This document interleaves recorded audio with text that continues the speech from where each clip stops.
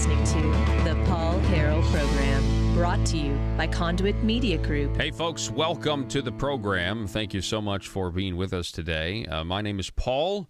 Happy Monday to you. It is 5 o'clock, so, I mean, that's a good thing, right? 5 o'clock on Monday. It's one day down. The intersection of conservative ideas and reality. The phone number to call us or text is 870-275-9799. Joining us now on the program. Welcome back. Mr. Richard Castor is with us, calling in from Baxter County. Richard, thanks for coming back on, sir. Thank you, Mr. Paul. It's a pleasure to be with you. I wanted to have you on because I know you've been following some of the budgetary problems that we've been facing here in Arkansas. And I wanted to get your take on it. You being a Hillsdale College graduate and one of the most conservative people that I know, what you heard, let's say on a Friday, Governor had to cut $70 million from our current budget that ends in a month or so, and then he had to cut another $43 million from the new one that we start in a couple of months. What were your thoughts when you heard that? You know, as a conservative, we're always happy to see them cutting the size and scope of government. It's a wonderful thing. So, yeah, I think it was the first few good words, we've heard from the governor's mouth this year. But their reasoning behind it, or their excuses behind it, is what's troublesome for us. They're saying, well, we're having to do this because we couldn't raise taxes enough. But how they say that is that revenue was down, or that we're not generating enough income to the state. Well, you can very quickly learn how the state collects revenue by studying our Constitution and our state Constitution, in that the government can only make money three ways. It can borrow it, it can print it, or it can tax it and collect it from its citizens.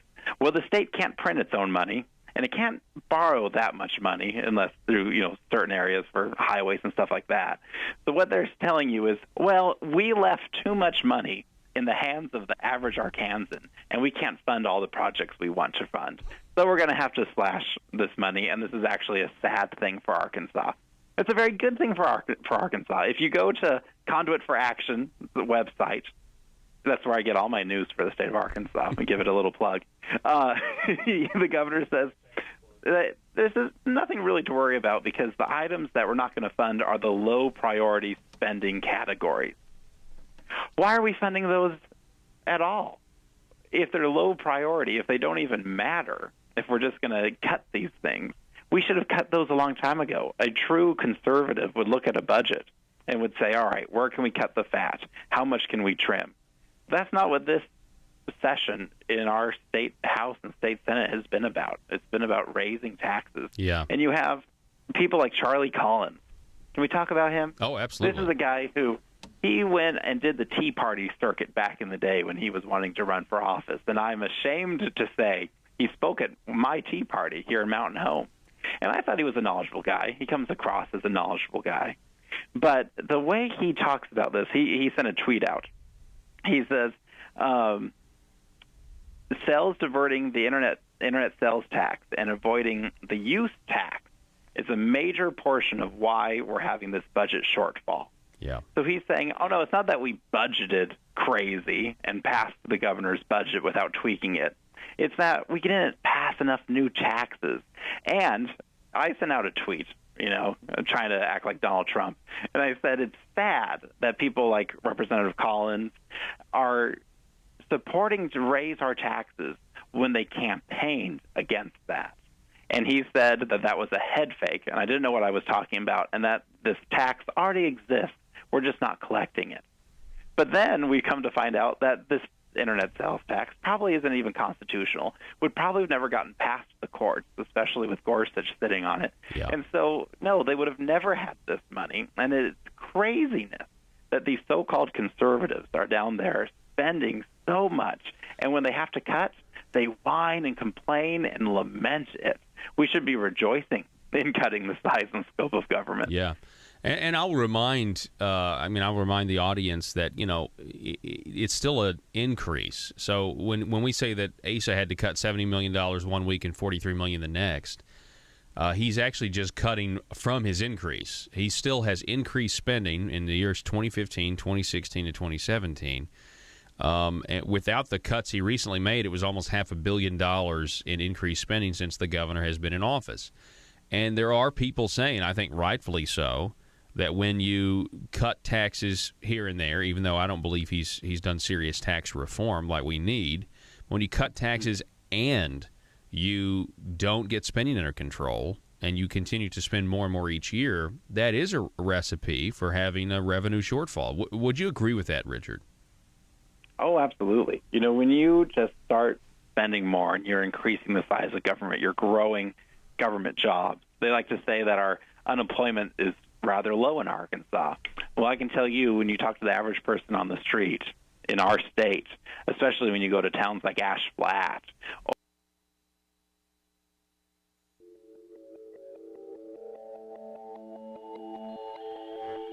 The maintenance of a free society is a very difficult and complicated thing, and it requires a self-denying ordinance of the most extreme kind. It requires a willingness to put up with temporary evils on the basis of the subtle and sophisticated understanding that if you step in to do something about them, you not only may make them worse, but you will spread your tentacles and get bad results elsewhere.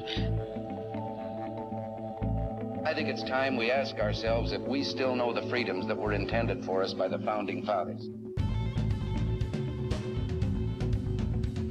We lose freedom here, there's no place to escape to. This is the last stand on earth. Whether we believe in our capacity for self-government or whether we abandon the American Revolution and confess that a little intellectual elite in a far distant capital can plan our lives for us better than we can plan them ourselves. You're listening to the Paul Harrell Program, brought to you by Conduit Media Group. Hey, folks, you're listening to the best of the Paul Harrell Program. We got Congressman Rick Crawford is with us. Rick, thanks for coming back on, sir.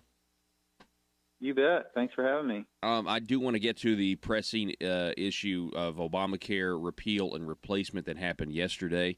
But first, in Northeast Arkansas, I mean, we're facing some major flooding. What have you heard about that? What's being done to try to help some of these folks? Well, we actually had we're working on a number of fronts. Number one, I understand the epicenter of this is really Randolph County, but it's not limited to Randolph County and Black River, Current River, 11 Point River. It's also affecting the White River, the Cache River, and other parts of the district. So, all the way down into Monroe County, at least, we know that we're seeing the effects of this and more and more rain. We had actually a aerial tour scheduled this morning that just got that was canceled at about 8 o'clock this morning due to the high winds, because we don't want to be out flying in unsafe conditions. And the best way, obviously, to get eyes on this situation is by air. And unfortunately, that didn't work out this morning. We're looking at an alternate plan. In the meantime, though, we've been on the phone I've talked personally to the Ag Secretary, and we're trying to work out the logistics to get him here on Sunday so that he can look at it. And it's, yes, I know that it's not just farmers that are being affected, but, he is a representative of the administration. Having him here is important that somebody in the administration gets eyes on this, and he is doing everything he can to try and get here on Sunday. And so hopefully we'll have that happen, and then he'll have a better perspective on just how far and wide the effects are. This is probably worse than 2011.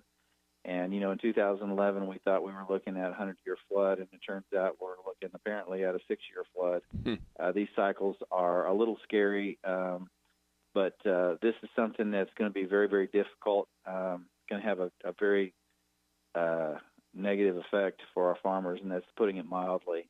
On top of some of the policy requirements that we're going to try to ask waivers for, on if we get an opportunity to replant, we can't force farmers to replant rice at this point in time for a variety of reasons. And so we're going to have to go to the department, ask for a waiver so that if they can replant, it's something that, beyond, forcing them to replant rice. We've lost probably at this point I'm going to say maybe 10% of our rice crop in Arkansas, and that equates to about 5% of the nation's rice crop because we produce it in such abundance here. So that's going to be significant. So they'll have to follow that up. If they get an opportunity to replant, it certainly shouldn't be rice due to the lost yields that you get from a late planting. And it's not to mention the fact it's not just rice, it's also some corn and some expensive field work, that went into, preparing to plant. And so there's been many passes made over the fields in anticipation of planting that amounted to, just economic loss. So we're very aware of what's going on, and we're doing everything we can to get the right people in the right places to make sure that there's some a full accounting of what's taking place and what we can offer in terms of assistance. Yeah, it is, you've got people who are losing property, losing crops. Talked to a farmer last weekend. He said, with the weather, a lot of times, it's like a chess match. But that levee broke, and you've got the town of Pocahontas. I mean, the aerial photos that I have seen are you just can't believe it, And then you find out that parts of Walnut Ridge a day or so ago flooded as well, and you're just, I had no idea it could be as bad as it is. Governor Asa Hutchinson has deployed the National Guard to combat Arkansas's flooding now as well. So it's good to see everybody, kind of operating on all cylinders here. But I know there's a lot of folks that certainly need our prayers right now. Oh, no question about it. That's important, and we don't want to overlook that. Certainly want folks to be praying. But I've said this before, and I think I've said it on your show. What the intersection of prayer and action, great things can happen. So let's do both, and do what we can to make sure that we're. And right now, it seems like people are going to be thinking about what can we do to help folks. And at this point in time, there are 500 evacuations in and around Pocahontas. There have been, as you mentioned, National Guard troops deployed to assist. There are somewhere in the neighborhood of 25 water rescue vehicles. There are folks taking shelter in a former nursing home. I think they have about 33 in a former nursing home right now. So we're talking about people who've lost their homes and don't have anywhere to go. And so what can we offer them beyond our prayers, which we certainly covet, but what can we offer them right now? We're looking at, I don't have any sources of where a particular account is being set up to administer funds, but when we have that, we'll certainly put it out on our website, probably ask our friends in the media to share that as well. And so I think in the short term, we're going to be looking at money to try and help folks. What we can do also is, drinking water is important, and personal items, personal hygiene products, towels, things of that nature that are just sort of things that we take for granted day in, day out, but that make a difference. It's the world to you when you don't have it. And so those types of things, and as soon as we can find out who the administrators are going to be of some of these relief accounts and relief efforts, then we'll certainly share that. Okay, yeah, and I'll certainly reiterate that to this audience. We're talking again with Congressman Rick Crawford. I know this is less pressing now, and I mentioned this yesterday, but the 100,000 acres of rice, 10% of the rice crop, they say could go a little higher than that acre-wise. I mean, that's going to be an economic blow. I mean, would you agree with that to the state of Arkansas? Oh, there's no question. Yeah, there's no question that we're all going to feel the effects of this. Obviously, the farmers are going to feel it directly. They're going to be directly impacted, but that's the nature of, the economic impact that we generally overlook and don't really fully appreciate as folks who live in the 1st District of Arkansas. The fact is there are only around 2% of the population, actually less than 2% of the population in the nation that are engaged in producing our food and fiber. And so we don't give it, its full credit in terms of the economic impact that it's responsible for. But I can promise you this, we are going to feel it, not just the farmers, not just the seed dealers, not just the equipment dealers, but everybody in Northeast Arkansas will start to feel the ripples of this. Everybody in East Central Arkansas and Southeast Arkansas will start to feel the ripples impacting them to some degree. Now, some are going to be hurt worse than others, depending on where your community is located. But the fact of the matter is, we're talking about a pretty major part of our economy that's taken a pretty significant hit. And so it's important to note that this is. I don't care if you're engaged in agriculture or not. You should be aware of just how damaging this is to our economy. But also think about the personal loss that people are suffering with regard to their homes, their land, potentially their livelihoods, and things of that nature. So we need to be very prayerful and very active in trying to help these folks. The other news of the day is what you guys did yesterday. The quote repeal and replace of Obamacare. You did vote for it. The way I see it, there's basically three issues of this. You've got the coverage aspect of it, which, by the way, the left is just, they're in meltdown mode. I want to read one tweet real quick, which I wish, because I really like this actor, Mark Ruffalo. Well, I like the Incredible Hulk, Mark Ruffalo. And he said that, let's see, we have it right here. Dear Make America Great Again Americans, making people die without insurance while the rest of the world enjoys coverage doesn't make America great again. So the left is already saying that that you guys are making Americans die. So there's the coverage aspect, then there's the tax aspect, and then there's the Medicaid aspect. Would you agree that that's kind of the three pillars here? Oh, I agree. That's probably the narrative of the left. There are obviously what we're trying to do is get past the idea that if you've got an insurance card, then you are magically covered, and sleep soundly tonight because you've got Obamacare coverage.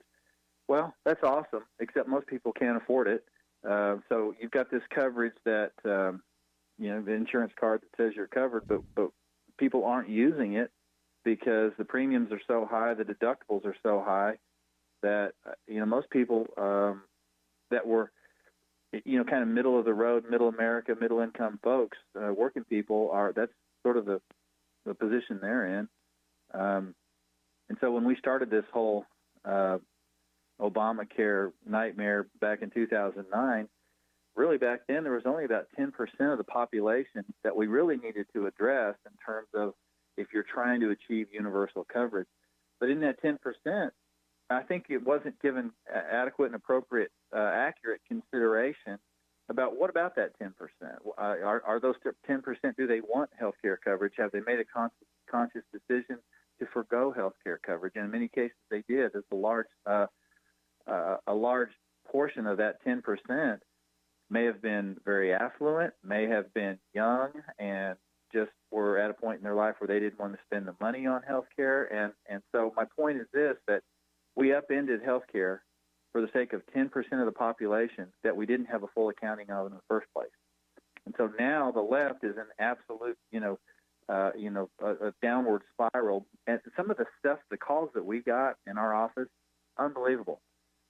You're going to say that that rape is a pre-existing condition, that a C-section is a pre-existing condition, that domestic abuse is a pre-existing condition. Are you kidding me? I mean, come on, man. This is another attempt by the left to reignite the coals on the war on women narrative. Yeah. I mean, they have nothing substantive to offer about this.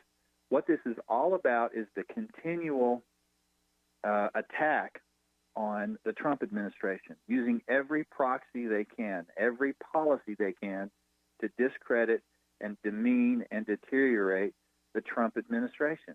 And at some point in time, they've got to get over that and start to recognize that we need to govern and we need to do the things that the American people asked us to do. And one of those things was Obamacare repeal and replace. And, look, the first iteration I wasn't for. I think we got it right the second time.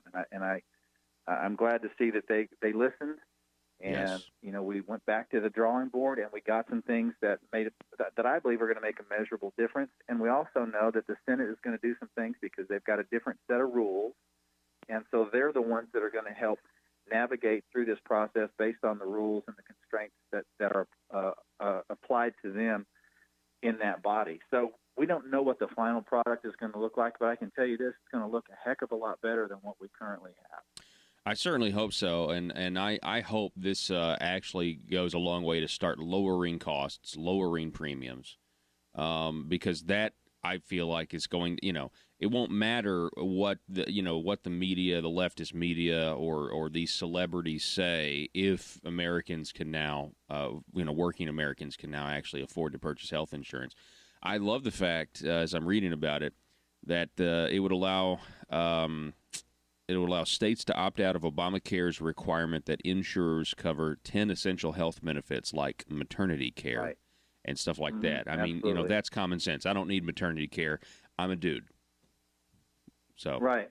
Well, that's the whole thing, is that, what they were trying to do is, make everybody pay for things that they didn't need, and the idea being that somehow it was going to make it cheaper for everyone. And we see that just simply fell short of the mark, way short of the mark. It didn't work. And so, I think it's reasonable to think we go back to the drawing board and go, how do we fix that? The other thing was the community rating, and the idea that we're going to, just totally throw people out on their ear, pre-existing conditions. Well, look,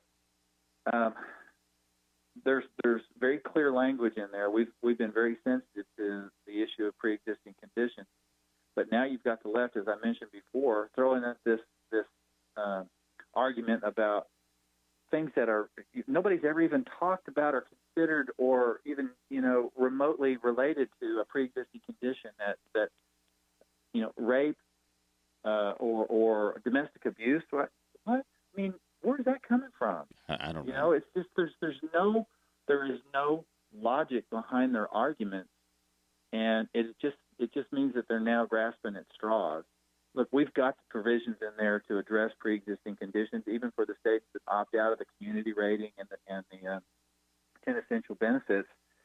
You've got to set up the high-risk pools, and the high-risk pools are going to receive more money due to the Long and Upton Amendment. And so we've addressed that, and we've addressed it very.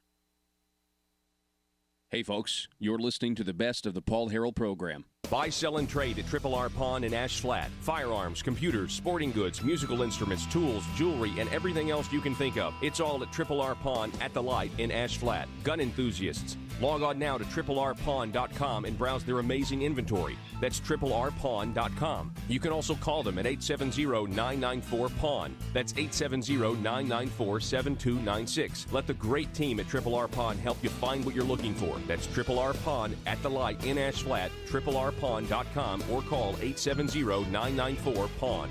Arkansas small businesses are tired of taxes that are too high and regulations that work as obstacles to small business success. If you own a small business, it's time to take action. Now, I'm not talking about the local chambers of commerce.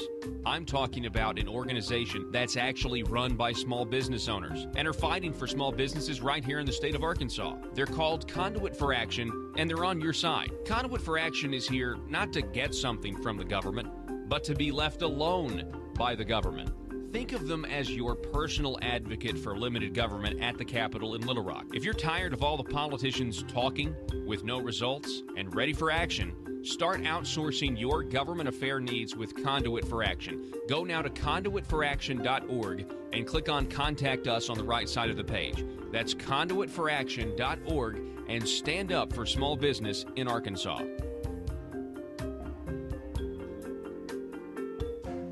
Whether you're looking for a small desktop copier and printer, thinking about adding color to your documents, or considering a document management solution, Total Document Solutions is there to help.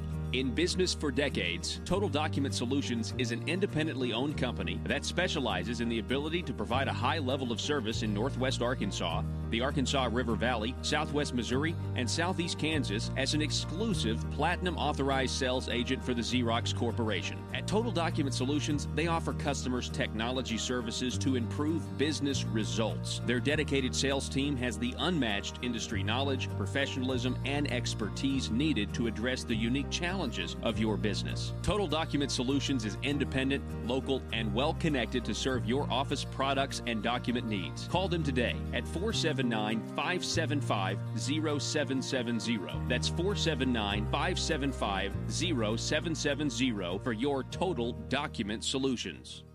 Hey, folks, you're listening to the best of the Paul Harrell program. Very efficiently, I believe, to make sure that the pre-existing conditions issue is a non-issue. Yeah. So I mean, they're just nuts about oh heck, we can't let this be seen as a victory or a success. And if you were watching the vote play out on TV yesterday, they were chanting or singing, such as it was, "Hey hey goodbye." The Democrats were after the vote passed. Yeah. So it's like, okay, this is not student council. This is the Congress of the United States. So I think we should conduct ourselves with a little more decorum than that.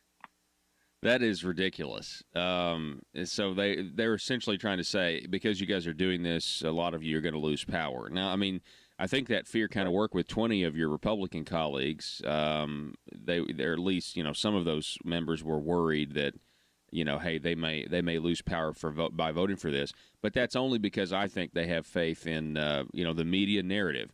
I mean, like you just said, it will provide states with $100 billion largely to fund high-risk pools to provide insurance to the sickest patients. So that's, pre-existing conditions. The bill would also provide $8 billion over 5 years to help those with pre-existing conditions.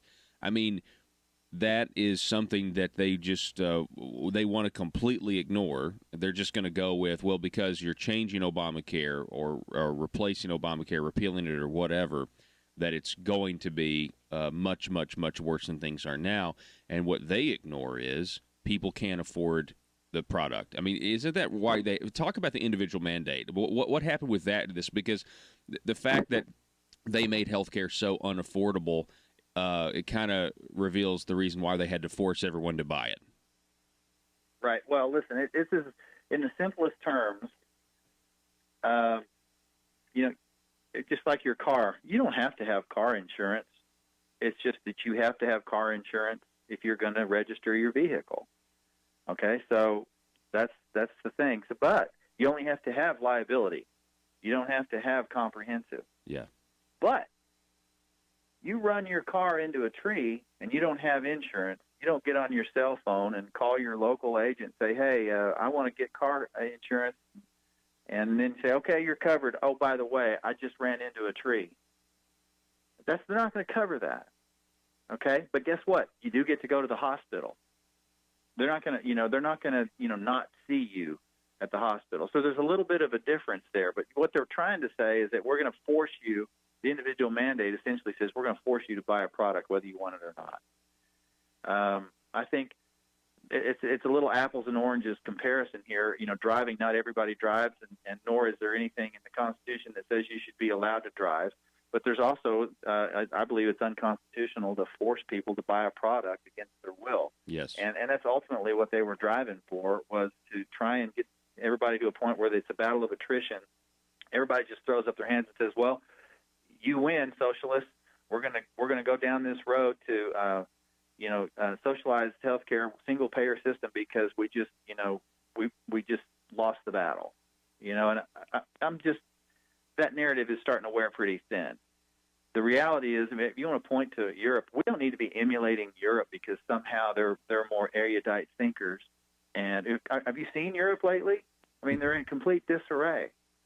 So we need to do things like Americans do things. There's a reason why we're an exceptional nation. There's a reason why we're the United States of America. There's a reason why everybody wants to come here. And we don't need to try and emulate policies of nations that struggle with things like this and point to that as a success story, because I don't view that as a success story. I view the American legacy of, individual freedoms as a success story, and that's the thing that we ought to embrace. I agree with that. We're talking with Congressman Rick Crawford.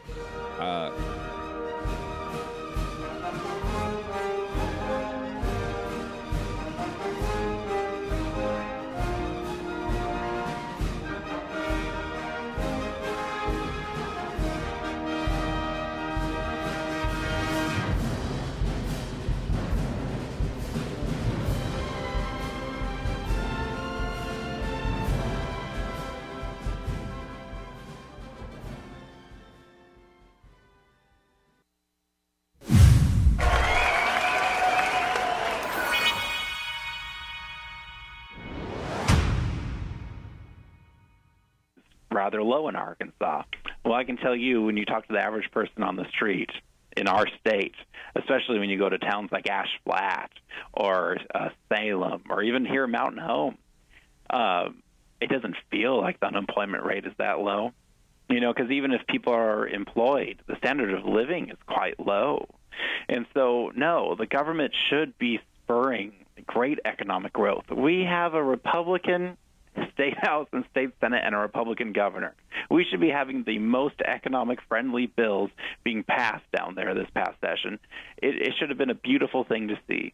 But instead, we saw just more of the status quo, liberal, big government elite down in Little Rock trying at every step they could to grow the amount of revenue the state was collecting. And when we say that, we have to know that what they're wanting to do is take more of what's in your wallet and give it to the state. And that's not what we elect Republicans to do. And I've heard you say it, Paul. What we need is platform Republicans. We need these people who believe in our platform, who believe in the principles of our party, and can intellectually defend those principles. Not just people who run for office, say, hey, I'm an elected Republican, I believe in the Bible and our guns, vote for me. That shouldn't be enough anymore. Mm-hmm. And reasons like this budget shortfall are why that's not enough, because we need representatives and senators down there who truly understand that having a small and limited government and reducing the size and what that government can do in our state with regulatory reform, tax reform, all these different types of reforms that we conservatives talk about all the time. That's what generates growth in the economy. And at the end of the day, that's what will fund our roads and bridges and services that we want our government to provide. But it's by growing the economic center. It's not by growing government. That's never how it works. Yeah, you are exactly right. Matter of fact, I think you could make an argument that's possible that some of these corporate shortfalls, that are because we keep giving giant corporations tax breaks, so they don't have to pay as much, because in the name of economic development and so on and so forth. I like how you say, Richard, that the 3.6% unemployment, you look around your town, it doesn't feel that low. I think there are other people as well. There's a headline by Stacy Ryburn, Northwest Arkansas seeing more panhandlers on the streets, officials say. I've seen people on Twitter talk about more and more panhandlers. I've seen more and more panhandlers, and you just kind of wonder, hey, but our economy's fantastic. But I feel like I have seen an uptick in people actually just asking the question, hey, what happened? I'm seeing a lot of people on the streets with their hand out. Have you noticed that at all? Absolutely. And, the way we've structured politics in Arkansas these past few years is that the economy's great if you can afford a few lobbyists. The economy's great if you can fund a few campaigns.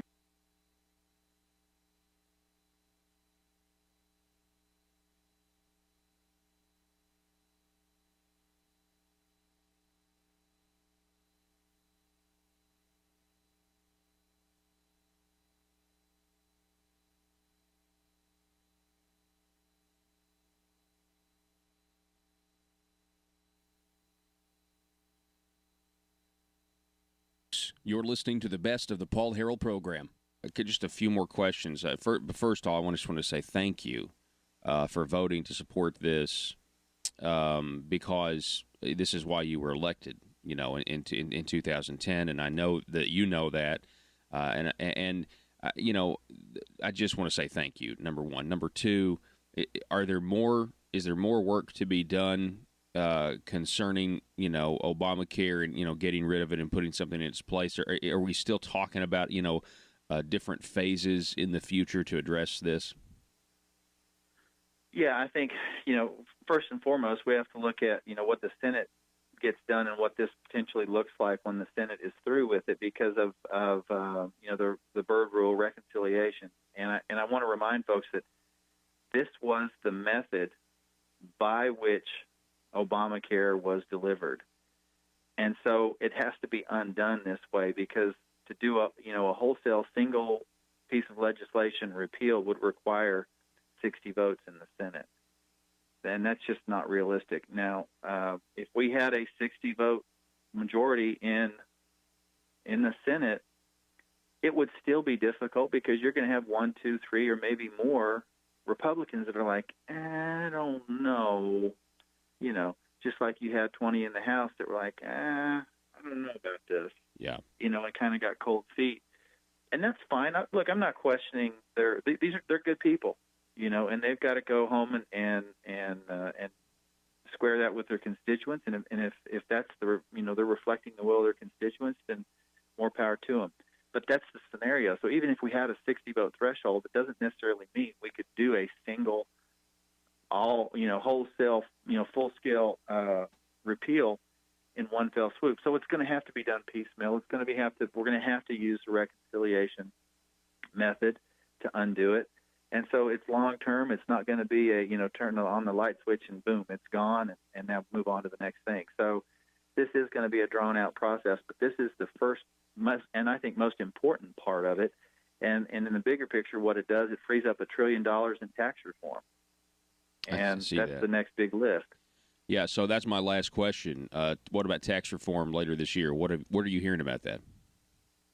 Well, this went a long way to help boost that. And my concern on tax reform is there's a whole lot of good things in there. There's some things that I have some concerns with. And, of course, the naysayers are saying, well, this isn't paid for. Well, I get that, you want to see offsets, and there are some offsets in there, but the offsets are going to be realized when we see more economic growth, because this happens invariably. It's been proven time and again. And, even JFK said this about, tax relief, a rising tide lifts all boats. That's right. And so when we start to see more economic activity, you're going to start to see more revenues at the federal level. So, look, we're trying to get more money in more people's pockets. And look, the reality is that you can't just say, if middle class tax relief is our goal, then that's great, and I'm for that because I'm middle class. I don't have a bunch of investment income, and I live in a simple house in Jonesboro, and this is my home, and I think most of your viewers and I are just alike in that regard. Our listeners, rather, in that regard. But just because middle class Americans get a tax break doesn't mean everybody else shouldn't get a tax break. Right. And so what happens is we focus on, okay, well, you're going to drop the corporate tax rate down to from 35, which is ridiculous and makes us uncompetitive in the global marketplace. We're going to bring that down to 20 or 15%. How can you do that? If rich people are going to get a break. Well, rich people are the ones that provide the jobs. And if we're not doing some things to help level the playing field in the global marketplace, then we're going to continue to see anemic economic growth. And so, look, the members of that corporations, and the other term, when you say corporations, you automatically invoke this evil image of, these people that are just sitting back, greedy, counting their money and sticking it to the American people. That's not true. These are people that are employers providing jobs and economic impact in the communities. A lot of them small business owners. They're a corporation. Yeah, and that's the bulk of corporations in this country are companies that are 500 employees or less. And, I mean, that's the vast majority. But all together, knitted together, this is a huge economic engine. And so you've got to give some consideration to the fact that we got to provide some relief there as well, not just to the middle-income taxpayer. I agree. And putting people, and I would just say putting people in groups and just being obsessed with our differences. I mean, that's what they do on the left. And I'm sick of it. I'm glad that you're making that observation. And look, I was excited. I mean, if your standard deductions go from $12,000 to $24,000, that's going to be a lot of money in people's pockets, and they're going to spend it. If you get that, the business tax down to 15%, I mean, it would be. I mean, it would just be such a relief. The boot would be off of the American worker, the businessman, the business owner. And so I'm super excited for it, and I really, really hope we get to see that by the end of the year. Well, that's like I said, that's going to be our next big hurdle, and I think that having done this Obamacare piece now puts the winds at our backs with regard to a better tax package and more relief for everybody, and a greater opportunity to create more economic growth. Congressman Rick Crawford, I appreciate it, sir. And when you get the funds and stuff for the flood relief, please let me know. We'll direct people to the website so they can donate. Will do. Appreciate it. Thanks, All Paul. right. Have a great weekend. Cooper is with us. Butch, welcome to the Paul Harrell program, sir. Oh, thank you very much. Now, folks, this is a small business spotlight. We do these things called small business spotlights because we want to highlight a local Arkansas business, because Arkansas business is the backbone of Arkansas's economy. Folks in Little Rock may not necessarily agree with that in their voting records and legislative proposals sometimes, but we here want to constantly highlight that when given the chance. Mr. Butch Cooper is the owner of a company in, is it Paragould? Paragould. Okay, so in Paragould, the Steel Yard. The Steel Yard. Tell us about your business, sir. Okay, our company was started in 1986 by my father and a man, his name was Ernest Cooper, and another man by Gerald Robbins, and we had started 10 years before I come out. And in 96, I had decided to go out there and help my father out due to the fact that he was kind of getting behind on some stuff, and he's having some health issues. And so I kind of went out there on my days off when I was working at the post office here in Jonesboro and help him. Well, ended up, my dad being the great salesman that he is, ended up talking me into coming to the steel yard and working. So in 1996, I started with the steel yard. And my dad was diagnosed with ALS, and he passed in 2002. And but that's how I got started in the steel business. All right. So as you've been, a business owner, well, first of all, how many employees do you have? Right now, we have 32 employees. Wow. Wow, that's fantastic. That's good. That's 32 employees, 32 families. Right. That's fantastic. Right. So would you consider owning a small business easy? Is it easy? Well, that's a very good question, Paul. It's I want to say it's more rewarding. There's nothing easy about running a small company. I just there's a lot of you got to have a very understanding family, a very understanding wife, and boy, you really have to have some good employees. And early on in my startup in business, it was really easy to get good employees. And so when you got the right folks working for you, it is easier. And it was easy, and it was fun. And it's very rewarding when you get to see the growth of your company. Yeah. Yeah, and so is it easy? It was in the beginning, but it's got tough. Yeah, Yes. it's gotten tough. It's got tough. Now, you think that is that because regulations, things to follow, government entanglements, that sort of thing? Because you said it was fun. I mean, and so it's getting less fun. Tell us about that. Well, I mean, when some of these things we got our hands tied. We've always had certain benefits we've given our employees. One thing is, for instance, and that's not what we're going to talk about today, but one thing I do want to throw in there is like health insurance. When I was first starting out, we furnished health insurance for all of our guys, and it's 100% we pay, and so it was really a good benefit I could offer folks that was employed there. But now we got the Obamacare popping in and all these things coming in. Well, it just our insurance just skyrocketed. So instead of raising people's pay, we've had to put that towards the insurance, and it's really been tough. I'm sure that's frustrating for your employees to hear. Oh, yeah. It's Well, here's the government making you poorer in many ways. Well, and it's another thing too, and you're right on that.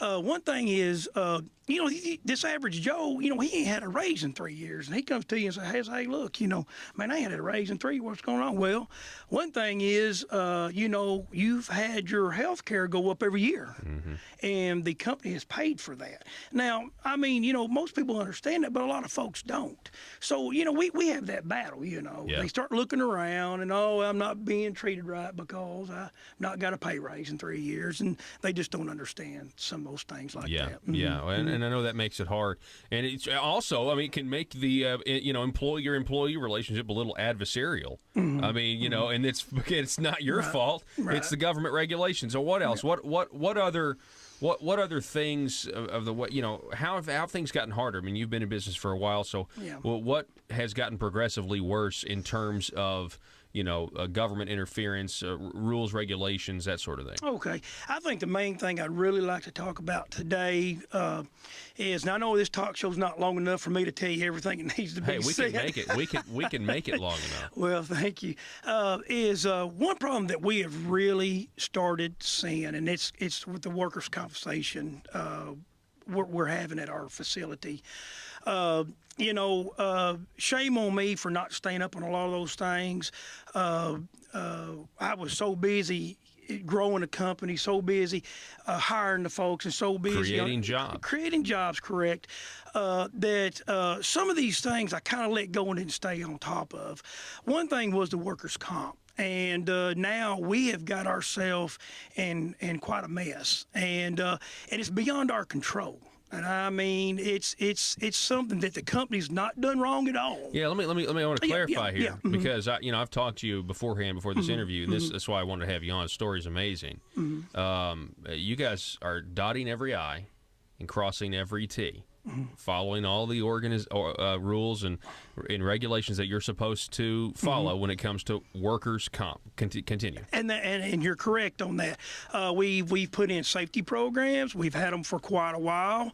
Where when we get graded on this by the insurance companies that come out, we get A1 gradings. We got a back to work program. That means we can put them on light duty. If they can't even work there, we got Goodwill and Paragould that will actually take an employee on, and we can pay them just to get them back to work, And so we've got a lot of areas we really, that's really makes it easy for folks to get back to work. But we have done so many programs and followed so many things that we have been asked to do by insurance companies, and followed everyone to the T. And you feel like you're losing, though. And we are losing, and I don't feel like we are losing. Well, tell me about that. Right. Okay. Well, in the past probably 3 years, we've probably had 8 claims, and so what has happened is, and just kind of give you an idea of the cost of this, and then I'll get a little bit more detail about the claims. Yeah. We used to pay right around about $8,000 a month in workers' comp premiums. It ended up going to 16 to 20, and now we're over $300,000 a year in premiums. Now, I want to tell you something. When you employ 32 folks, that's a big chunk of change. Yeah. It's a big chunk of change. And I mean, that money right there ought to be going to some other places, So, and I'll talk about that a little bit later on, too, in the program. But so we had these 8 claims. And so when I talked to these insurance companies and I asked them, I said, well, what hurts us the most, and what's knocking our premiums up so much? And they said, well, it's because of the amount of claims you got. It's a dollar amount. And I said, okay. Well, we found out that really wasn't true.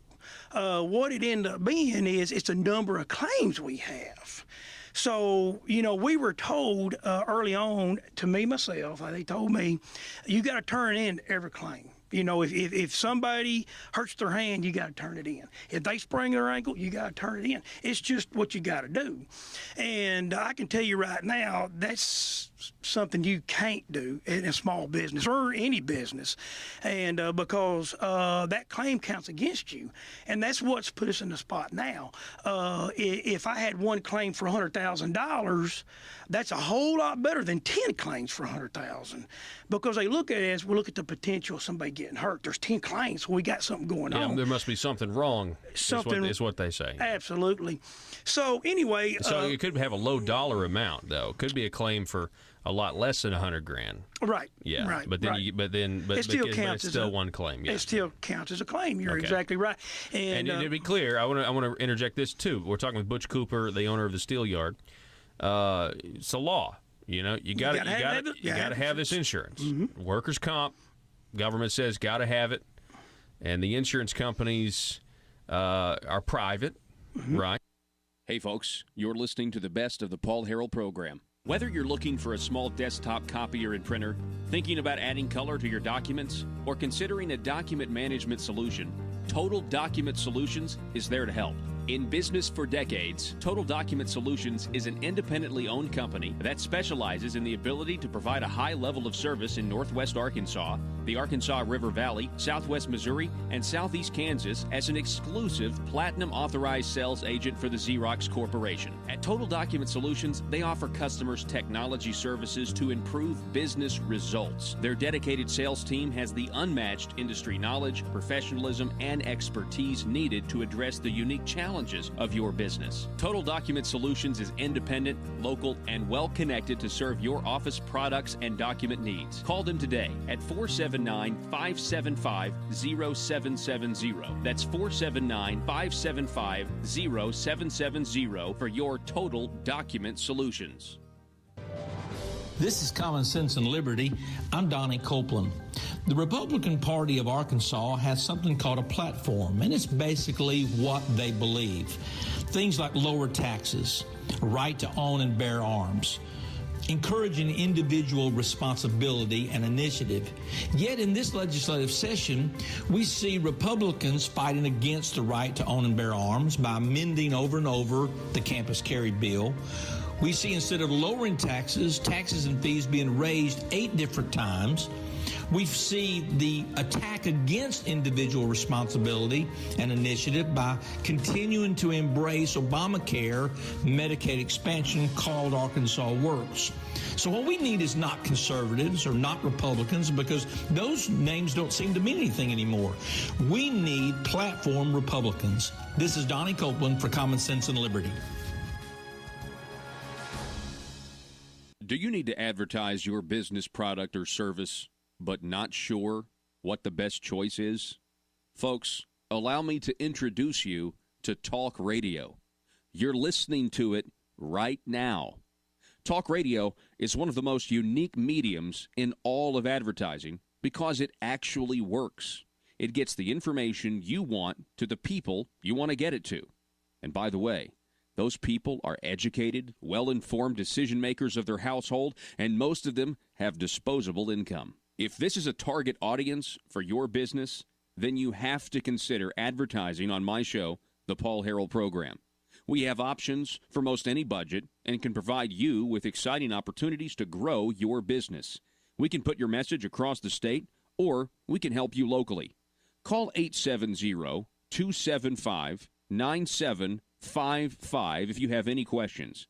That's 870-275-9755, or visit my website, paulharrell.com, and click on Advertise.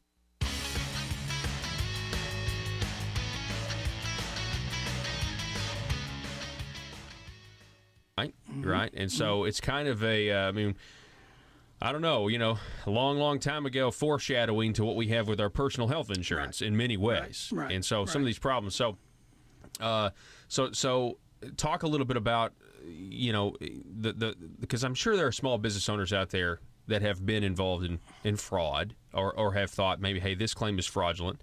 But then again, you have those where the claims are legitimate. So talk a little bit about that. Okay. Well, I'd like to give you 2 examples on that. I'm glad you brought that up. One example was we had a man that come in and worked for us. He was there for 9 months, claimed he hurt his shoulder. So he was put on pay, got off work. Well, the surgery was scheduled 3 months later. So for 3 months, we pay this man, and come surgery day, he don't show up. So when I asked him, I said, well, do we just get to wipe that off? And they said, oh, no, we got to find him, see where he's at, see what's going on, and then we'll go from there. Well, come to find out what they did, they found out that where he was at, and so their idea, the insurance company's idea was, hey, I'll tell you what we'll do. Well, where was he? Well, he was actually And I was told, and I ain't got 100% proof, but he was actually working somewhere. So, and I know he's playing the drums, and he was playing in a band and all that. And anyway, all that being said, so later on down the road, I asked him, I said, well, what do we do? What do we do on this claim? Why is it still? Well, here's what we did. We decided to write him a check if he would decide that to release us from this claim. And I said, well, to me, that's fraudulent. I mean, if the guy didn't show up for surgery, we're willing to fix the man, and so he can get back in the workforce. Yeah, exactly. So they're saying, well, no, it's going to be a lot cheaper, Butch, in the long run, if you'll just go ahead and we're just going to write this check, and if I'm not mistaken, I think it was right around about a $13,000 check, and he was to sign this release form and release it, and that's exactly what took place. We don't hold this guy accountable, and you know what? It's just really went like wildfire from there. Once one employee finds out something like this, guess what? You got 7 more on board doing the same thing, and that's the problem we're running into. One thing on the other side is... Okay, so that's where the system, I think, fails. It fails. All right, so let's talk about where it succeeds. Okay. Well, we had one claim on a young man hurt his back. He'd been with me 15 years. Very good driver. And he it hurt his back, like I said. And so what happened was we got him in rehab. He got fixed. And 3 weeks later, he's back on a job. He's working like a champ, man. Everything's going good. The system worked. But later on down the road, when it comes time to renew insurances, through insurance companies, we're told if they want to take us on, well, what we need to do, we need to get rid of some of those guys that turn in claims. And I said, well, but when you got one that got fixed, the system worked. And so they wanted you to get rid of this guy. They really want us to get rid of him, right? And you said, what did you say? And I said, well, you know what? I can't. I mean, the man been with me for 15 years, so what do you do? So anyway, let me just say... You pay more money. That's what happens. I did. And so, yeah, you're paying more money now. You got a higher rate. And, it's a thing where... Let me ask you this. I want to take a break. Let me take a break now. When I come back, I want to ask you what exactly the government has to do with all this. Okay. And then the insurance company connection, everything else. We're talking with Butch Cooper, the owner of the Steel Yard, talking about this regulation, law, workers' compensation, and how it actually... I also want to talk about how this has actually killed jobs and stopped you from creating new ones. This is extremely important. And matter of fact, stay tuned, small business owners who are listening, because we want to. I really want to put the word out, and I know Butch, you want people to know about this. Absolutely. And contact you, because this is a major problem that is actually hurting small business, and it's hurting our economy, quite frankly. Yes. The phone number to call us or text us right now, 870-275-9799. Back in just a moment. All right, welcome back, ladies and gentlemen. We're here with the owner of the Steel Yard in Paragould, Arkansas. That's in Greene County. Mr. Butch Cooper is with us. So we're talking about regulations that stifle small business, and one of them is this workers' compensation insurance. Let me start with my second question that I teased when we went to the break. Let's talk about jobs. Yes. So these worker compensation premiums have gotten so high. Have you had to lay people off because of it? Yes. I want to tell you 2 areas that has affected growth in our company. One is we did have to lay 5 to 6 folks off to help us meet the premium needs we need every month. And it's hard on us. I myself, I'm working extra hours, and I've got other folks doing the same thing, just to help fill in, because, like I say, you got 5 or 6 folks that's not drawing an income now. You got 5 or 6 folks that's not drawing, the insurance off of us, all these benefits. And you know what? And that hurts insurance companies as well.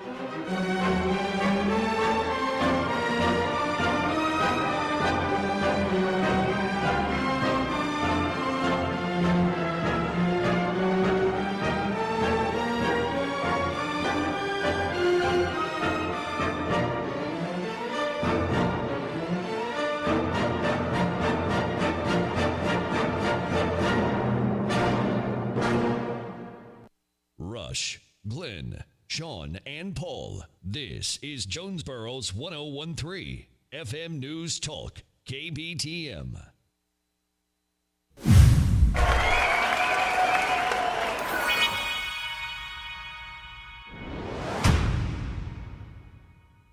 Arkansas these past few years is that the economy's great if you can afford a few lobbyists.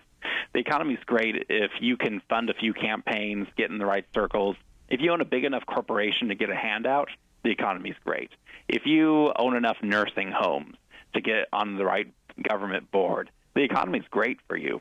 But for the average guy, the average business owner, the amount, you go to things like our alcohol beverage control and how outlandish those regulations are in the state of Arkansas.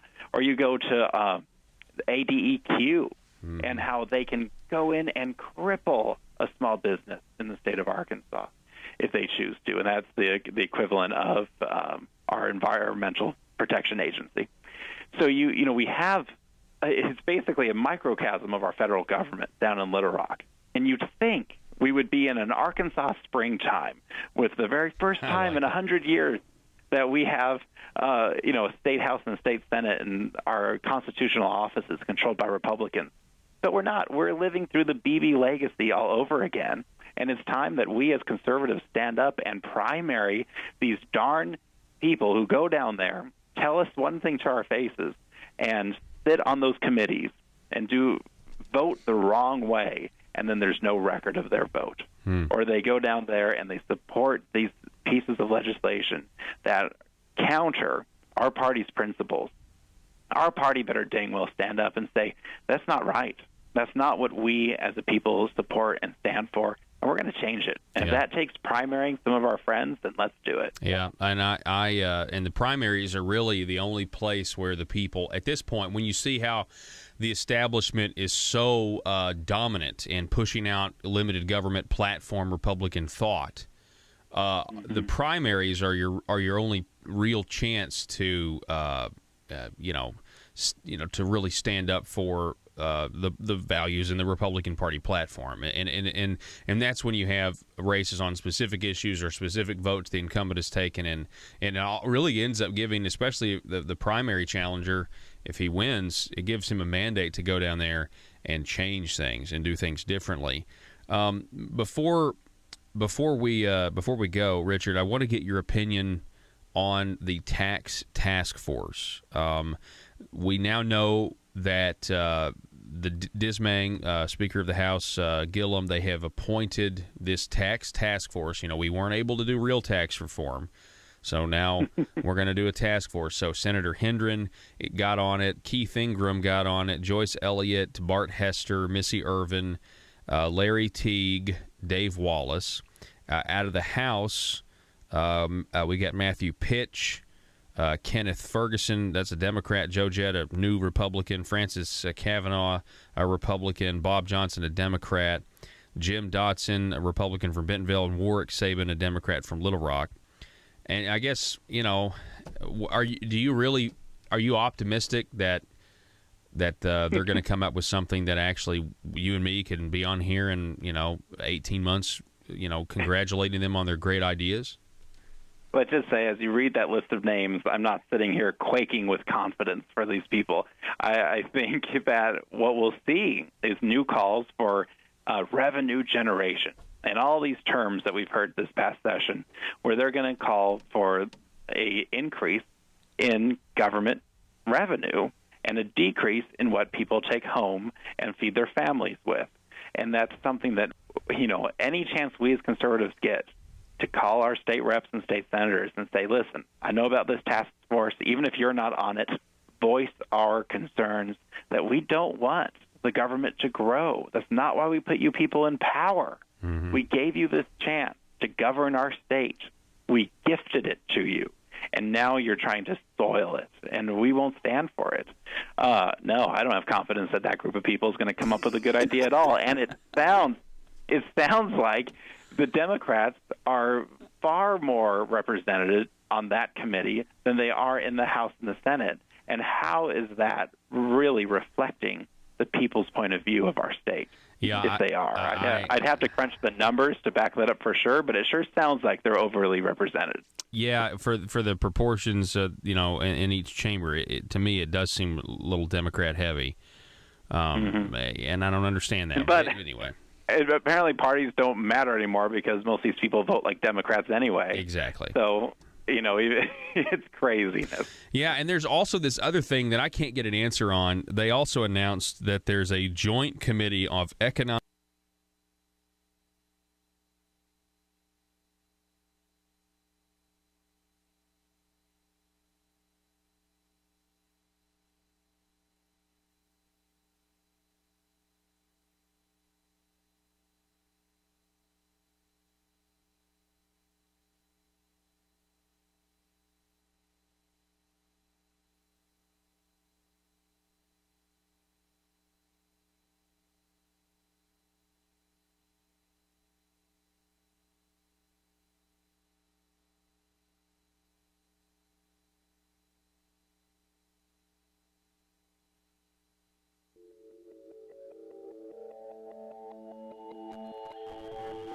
The maintenance of a free society is a very difficult and complicated thing, and it requires a self-denying ordinance of the most extreme kind. It requires a willingness to put up with temporary evils on the basis of the subtle and sophisticated understanding that if you step in to do something about them, you not only may make them worse, but you will spread your tentacles and get bad results elsewhere.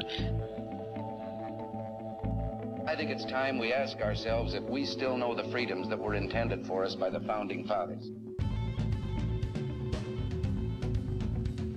We lose freedom here, there's no place to escape to. This is the last stand on earth. Whether we believe in our capacity for self-government or whether we abandon the American Revolution and confess that a little intellectual elite in a far distant capital can plan our lives for us better than we can plan them ourselves. You're listening to the Paul Harrell Program, brought to you by Conduit Media Group. Hey, folks, you're listening to the best of the Paul Harrell Program. So it goes right on down the line. Another thing I want to point out, too, is this. We, this year, was planning on opening our second location, and that was going to create new jobs. Now, it wasn't in this area, but it was in the state of Arkansas, and so we was really excited about this. We've been studying this and talking about this for years, and this year was going to be the year we was going to do it. So we had already went out and searched and found a place we was wanting to be at, and it was almost a go. And then earlier this year, I start seeing these worker comp claims come in, and I see my mod number go up. And now tell everybody out there what a mod number. Let me tell you what a mod number is. And I tell you what, the radio listeners out there, I want to ask you a question too after I get done with this about the mod number. What happens is all this information is through the insurance companies that write us, and what they do is they figure out the losses and the payments and the claims and all that information gets sent to the NCCI, and then what they do is they gather all this data up and they set you a mod number. So, if your claims go up, then your mod number goes up, and the higher your mod number is, the more premiums you pay. And so that's what they do. Now, neither one of those are government ran. Those are private run organizations. But my mod number reached 2.66. And I want to tell you something. I've had 5 insurance companies come in and check us out. And they said they have never, ever heard a mod number that high. They say that is a record high mod number for any small company they've ever heard. Wow. And I would like to know, anybody out there that's listening to this today, have they ever had a mod number higher than that? I would just like to know. Yeah. Have we set a record? Have we done something special here, Yeah. But I think we have. I think we've set a record. But anyway, so, when you look at these this growth you wanted in your company, and you see these premiums getting where they're at, we pulled that. We pulled that plan out. We're not going to sit there. To expand. And instead, you had to shrink. We had to shrink. What's funny is we got small businesses out here who are shrinking, and we have a government that refuses to shrink. We have a government that continues to spend more and more taxpayer money, and we have people that actually have to live within their means and make the hard decisions and cut, jobs and families from a job. To me, it kind of makes me angry, to be quite honest with you, because this is ridiculous. Right. Well, one thing you asked me a while ago, is it hard to run a small business? I tell you, one of the hardest things is early on. I was telling you, we had different kind of help. And so it was easy to get help and easy to get good help. And, so a lot of them's gone. They've retired out, they've moved on, and we got this, new group coming in. Now, we did get a group of bad folks. We're going in and out of them, and I got a question to ask about that, too, in a minute. But one thing is this. I got a solid group of folks out there that give their heart and soul for this company. They're going to step in and do whatever it takes to keep their job. And they love doing what they do, and I do too. But I'm responsible to make sure that place stays open. Yeah. I'm responsible that these things run right. I'm responsible to know if you get another claim, are the doors going to be able to stay? And the doors will be shut. If you get another claim, you think the doors will be shut? I tell you what, I believe my mod number will be so high that we will have to close up. And that's 30 plus jobs. So what do I tell them folks out there that work? What do I tell them? We'll be back with Butch Cooper of the Steel Yard here in just a moment and wrap this small business spotlight up. Here's an example, folks, of how government makes things harder on people out there doing the work. Back in a minute.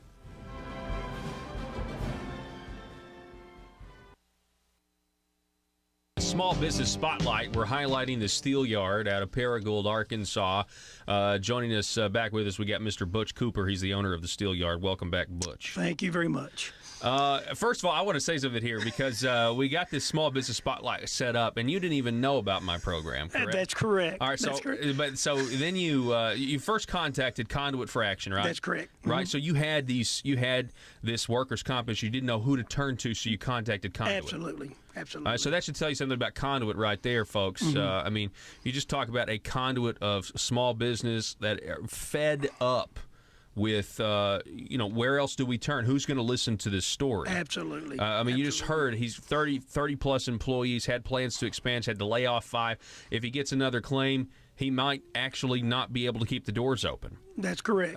So here's where the system is failing. And by the way, he's dotted all the I's, crossed all the T's. He gets these A+ ratings from OSHA, I'm sure, or the insurance whoever company. Comes in, insurance companies, yeah. Mm-hmm. So anyway, how did you eventually hear about the program? I'm just curious. Well, what's so funny is Ed called me from Conduit over. Joe, yeah. Joe. I'm sorry, that's Ed. I meant to say sorry about that, but Joe, yeah. He called me and told me he's the only one that really kind of responded back to some questions I had about workers' comp. And so next thing I know, he says, hey, you know what? He says, I'm going to put you on a radio show in Jonesboro. And I said, okay, that's cool.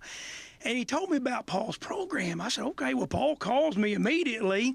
And I thought, man, I never heard this guy. I ain't never heard of him. So anyway, I'm down there talking about it. And one of my guys that does my purchasing, his name's Jeffers, he says, oh, dude, that's the best guy ever. He goes, man, he's awesome. I listen to him all the time. I said, you're kidding me.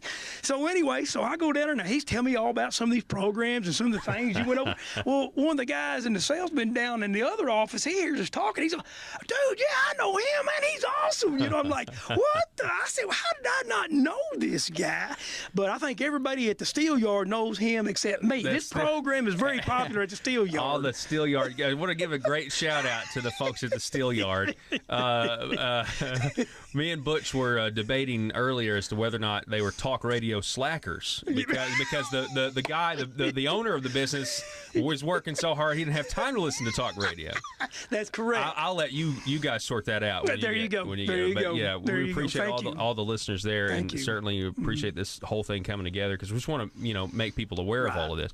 Right. Matter of fact, got a text message from let me read you this text here because you said your mod number was what? 2.66. Okay. We got to see. Derek in Pope County writes, I'm a safety manager for a company in Russellville, Arkansas. We provide manufacturing, millwright, and electrical service. Our mod factor is 1.24, and we have 80 employees. We had 5 recordables last year. I have never heard of a mod factor that high. That's Derek in Pope County. Mm-hmm. So far you're right. I mean, it's a ridiculously high mod number. Yeah, and like I said, I've contacted the NCCI, and I had them refigure it twice, and they said it's right on. Did they just say that you're the most unlucky guy in the world? Absolutely, having so many claims. Absolutely, and that's one reason I'm glad to be on this show. I tell you, this is a voice for small business right here, guys. I'm telling you, and we need a big response out of you folks that's struggling with this workers' comp area. Now, there's other areas small business struggling, I know, but this is one of the biggest ones. You talk about workers' comp and small business. I mean, management will just cringe. They hate to hear that word at the workplace. And we had questions like when we put safety in our place, we've had it for years, and a guy goes out and he disobeys a safety rule and he gets hurt. Guess who's 100% liable for that? The company is. And so if the company does something wrong and it's bad what they do, they're 100% liable for it. But if a guy goes out and disobeys a safety rule and gets hurt, guess what? The company's 100% liable for it. Yeah.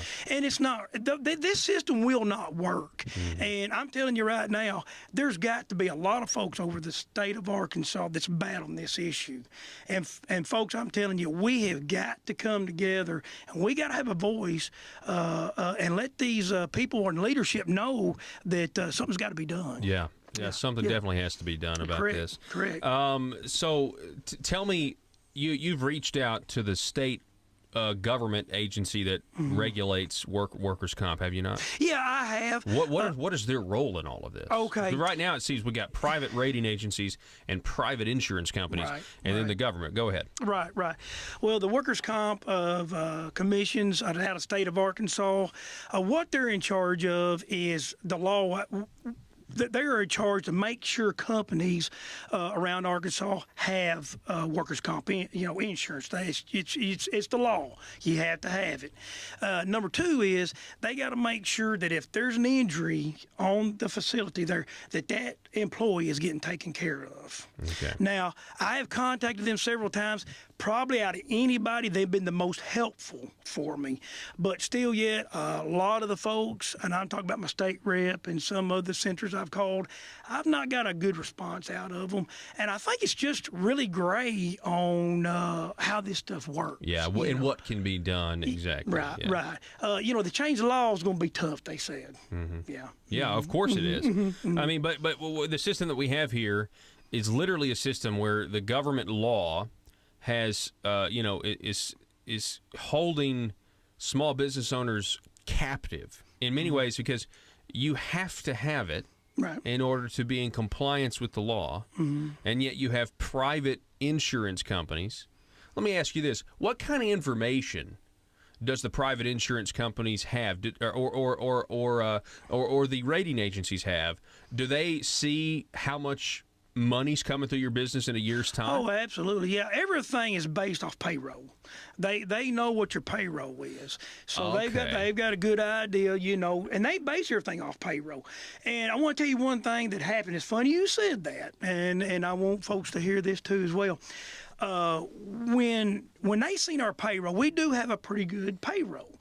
And the reason being is we pay better than about average folks because our job requires skilled folks. We've got to have folks that's going to be there. They got to be careful. They got to pay attention to what they're doing because it could be somebody's life. Mm-hmm. So you got to remember that. So anyway, when they come in, one of the solutions that we were told was this. You're going to have to cut back on your payroll. Your payroll's too high. You know, you're going to have to cut back bonuses because my payroll got so high. So now, you know, you start seeing them, you know, hey, look, you know what? They want you to pay your employees less? That's what that's. And this is supposed to be something for the employees. Workers' comp is supposed to be helping in case you get hurt. Right. And that doesn't make sense. So what has happened here is, you know, you get people come in, they say, well, you got to turn every claim in. But really, if you turn every claim in, we understand knock your mod number up. So somehow we got to don't turn every claim in, but, you know, we just got to play that by ear. So it's really jacked up. It's really messed up. And so when I talk with different insurance companies that we're trying to bring on now, which I probably lost every one of them, I'm sure, and that's okay. That's okay. Hopefully you'll be more insurable. Yeah, well, I hope so. But anyway, see, we got put in a pool, and what that does is it's a high risk, and so now when we got a issue with an employee, we try to contact them. We email them, we call them, or whatever. And you know what? It's hard to get them to respond back. So we can't even get answers to questions that need to be from the companies. From the companies, and I'm talking about the high risk pool. Let me ask you this: have you gotten when you ask these folks, "Hey, why is my mod number so high?" Have you gotten a straight answer on that? Well, yeah. Well, I mean, basically, it's a number of claims. It's a number of indemnity checks that you send in. And indemnity, what happened in an indemnity check is this: the more you get of those, the more your mod number goes up. And that is when somebody gets hurt, just like the guy I was telling you about a while ago. Well, instead of fighting it, you know, let's just write him a check and get out of it. Well, that's an indemnity check. That's what they send to them. And that's going to count against you. But it counts against me, see. Hey, folks, you're listening to the best of the Paul Harrell program. Protecting your business means protecting your data. But is your business really prepared to handle the growing threat of things like cybercriminals and ransomware? At iTex, they're committed to deploying the best security solutions to protect your business and your bottom line. Security threats are constantly evolving. So are security needs. Be proactive now and equip your business with the best cybersecurity available with iTex. Call them today for a free consultation at 870-336-9778. That's 870-336-9778 or itexusa.com. You've probably thought about getting your real estate license, but you keep putting it off. Don't put it off any longer. The Northeast Arkansas Real Estate School makes learning the business easy with enthusiastic, interactive, real-world solutions, and you can do it all with only 6 days of class. Go to neaprofessionalschools.com and register for the next class. Financing is available. They'll travel anywhere in Arkansas to teach you everything you need to know to become a licensed real estate agent, or take the class online at your own pace. That's neaprofessionalschools.com or 870-336-4155. Mention the Paul Harrell program and get 10% off. Don't put it off any longer. neaprofessionalschools.com. This is Dan Sullivan with the Liberty Moment. Government is not the author or source of our rights, and you don't make America great again by giving one man in Washington all the power. You make America great again by recovering a constitutional republic where Washington is populated by people who are servant leaders who want to return power to the people and communities. Because what makes America great again in this country are its Rotary clubs, small businesses, churches, schools, fire departments, and little leagues across this land. God bless the people who hear this truth. Senator Ben Sasse. Paid for by Sullivan for Arkansas. Buy, sell, and trade at Triple R Pawn in Ash Flat. Firearms, computers, sporting goods, musical instruments, tools, jewelry, and everything else you can think of. It's all at Triple R Pawn at the Light in Ash Flat. Gun enthusiasts, log on now to TripleRPawn.com and browse their amazing inventory. That's TripleRPawn.com. You can also call them at 870-994-PAWN. That's 870-994-7296. Let the great team at Triple R Pawn help you find what you're looking for. That's Triple R Pawn at the Light in Ash Flat, TripleRPawn.com, or call 870-994-PAWN. Hey, folks, you're listening to the best of the Paul Harrell program. What these insurance companies that don't fight for you they don't understand. It kills us. And do they have to fight for you because you have to have the product? We have asked them. We got emails. saying we want to fight this, and the insurance company said we're not fighting it. And they tell you that. Yeah. Do they tell you that when you first sign on? Hey, I bet they don't. I bet they're like, we're going to be your best friend. We're going to get out there. Yeah. We're going to make them get back to work. We're going to make them do this. We're going to follow up. And half time you can't get them return calls. So the agency, which one of the agencies can see your payroll? Both of them? Insurance and Absolutely. Okay. Mm-hmm. So do you think there's any greed going on here where they say, oh, man, this guy's got a big payroll. Oh, he can afford it. Look at the amount of payroll he's paying. He can afford $300,000 a year in premiums. I mean, you think that? I mean, to me, that'd be a temptation. If you understand human nature at all, surely that's happened before. Well, I mean, to be honest with you, anybody out there in business, what do y'all think? I mean, I think it's pretty cut and dry. And I'll be honest with you. When we get these guys in here and they see what we make and they see all these things, I'm telling you, heaven forbid you do have a claim. Heaven forbid your mod number does go up, because I tell you what they will do. They will push you, I think, to the limit to see what you can afford and what you can't afford. Mm-hmm. And I'm telling you, they have got us to the max where we're at. I can tell you that. Yeah. So they can back off. Yeah, it's just an unbelievable situation. Mm-hmm. Captive market insurance companies, let's see, cannot lose money. Rate and premium goes up more than the loss each year. The rate and premium goes up more than they're losing each year. You think? I bet that's accurate with them. That's kind of a scam. Yeah. If that's the case. Well, let me get this out there if we got time for this. Okay. If you add all of our claims up in the past 3 years, all these claims that we had, last year's premiums covered all of it. Last year's premiums covered all those claims dollar-wise. So now the mod number stays with me, or those claims stay for 3 years, so my mod number is going to stay high for the next 2. So we're going to continue on going for the next 2 years struggling. We're just going to struggle. Now, we went 15 years and didn't have a claim. Yeah.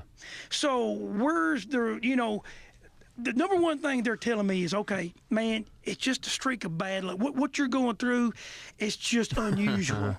It's just unusual. And I don't hear that around where I'm at. And we're reaching out to the state of Arkansas. What are we seeing? Okay, so I guess business owners, we got a guy in Russellville. We got, everybody out there, if this affects you, do you want them to contact you, Butch? Absolutely. I mean, you want to try to make these connections to try to, really dive into this issue, correct? Absolutely. So who should that you want them to call? You give your number out if you Absolutely. We've got a toll-free number. It's a 1-800-662-9841. Our local number here is 870-236-8534. And you can call the office. Now, we know this might be an overwhelming thing. Bear with us, leave a message, and we will get back with you. Mm-hmm. I just want to reach out. Am I the only one having bad luck? Is it just a freak accident? What's going on with a 2.66 mod? I just want to know, is that legit?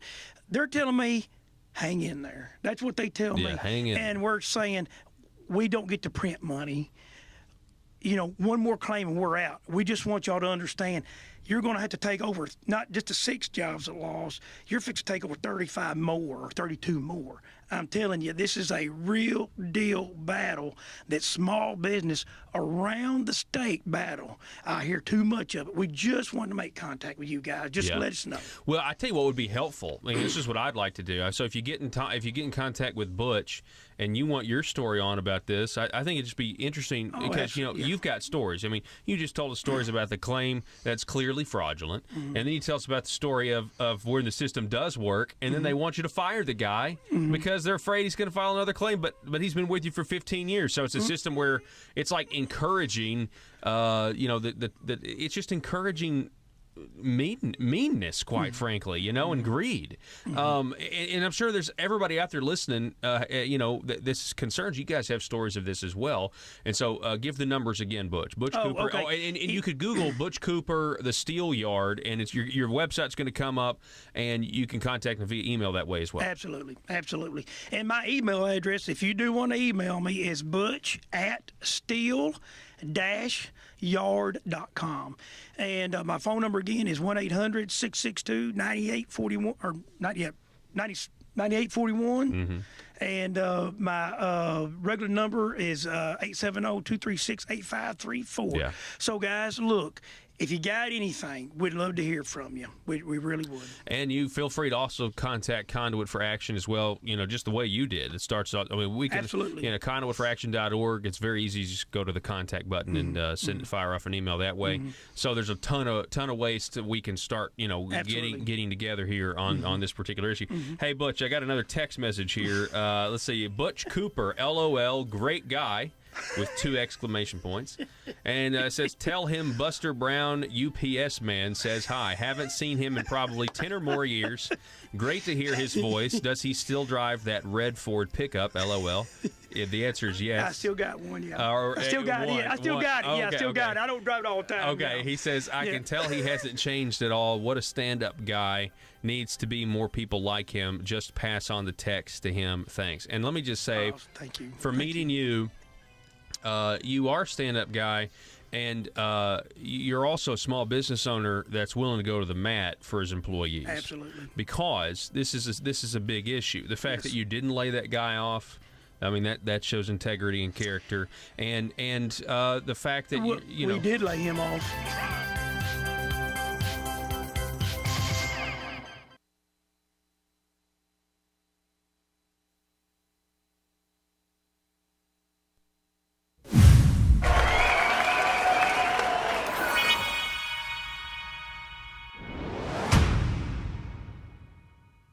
To grow. That's not why we put you people in power.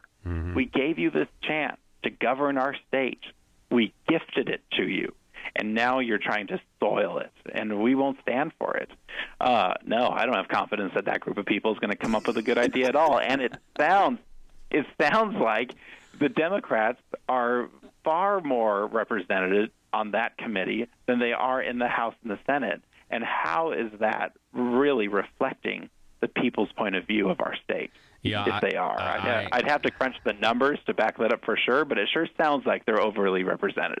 Yeah, for the proportions, in each chamber, to me it does seem a little Democrat heavy, and I don't understand that. But anyway, apparently parties don't matter anymore because most of these people vote like Democrats anyway. Exactly. So, it's craziness. Yeah, and there's also this other thing that I can't get an answer on. They also announced that there's a joint committee of economic and tax policy that is now being formed. It's being chaired by Representative Lori Rushing, but Charlie Collins, Jeff Williams, Lane Jean, David Branscombe, and Joe Jett are on that committee, and that's a committee of just nothing but, sort of Republicans. Joe Jett, he kind of... I don't even know what this committee's going to do. It's just so frustrating, Richard. We have standing committees, and they make these special ones, and it's really frustrating. Anytime there's a problem, this governor wants to slap a committee at it and ignore it for another 6, 8, 12 months until they can come up with a plan to raise taxes. That's really what these things are. They're just a game to make us think that they're really deliberating and they're really thinking about our best interest, when in reality, they're sitting there saying, all right, how can we generate enough revenue to fund every program and every special interest in the state that we can get our hands on, when that's not what we elected them to do. Yeah, and so I hope that they do something better than that. And that'll be a good test. That'll be a good test, Richard, because they claim that they're going to eliminate loopholes. That's what they're going to be doing. But I promise you that if they eliminate these loopholes, or I guess special interest, this tax break or that tax break, I don't think that's where it's going to end. And it'll be interesting if they have to, because they tried to eliminate a loophole last time, and they said we got to end loopholes, but in the bill they created another loophole for the same industry that they were. It was just weird. So anyway, Richard Castor, I appreciate you being on the program, sir. You're always a thrill to have on, and appreciate it. And we will do it again soon. Thank you, Paul. All right. Good. Okay. Folks, we're going to take a break. 870-275-9799. That's the telephone number if you would like to contribute to the conversation today. We'll be back in just a moment.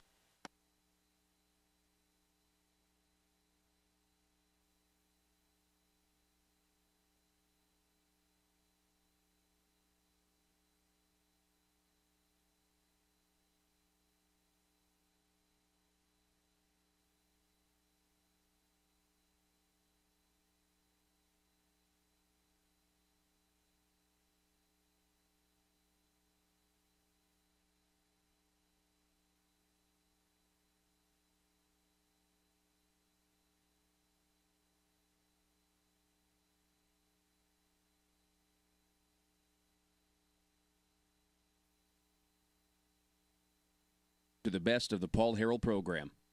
You're listening to the Paul Harrell program, brought to you by Conduit Media Group. Hey, folks, welcome to the program today. Thank you so much for being with us. My name is Paul. You have found the intersection of conservative ideas and reality. We're building a liberty machine. We want you to be a part of that liberty machine.